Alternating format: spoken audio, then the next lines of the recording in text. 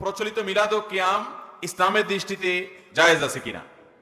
ভাইরা আমার, মনে রাখতে হবে মুসলমান হিসেবে আমাদের প্রিয় রাসূলের জন্য আমাদের দোয়া করতে হবে।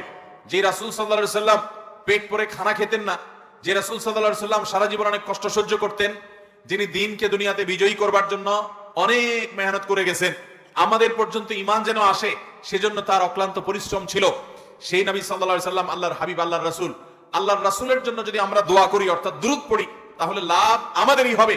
নবী সাল্লাল্লাহু আলাইহি সাল্লাম বলেছেন, মান সাল্লা আলাইয়া মাররাতান সাল্লাল্লাহু আলাইহি আশারা, যে ব্যক্তি আমার প্রতি অর্থাৎ নবীজি বলেছেন তার প্রতি যে ব্যক্তি একবার দুরূদ পাঠ করবে, আল্লাহ তাআলা ওই ব্যক্তির উপরে 10 বার রহমত নাজিল করবেন।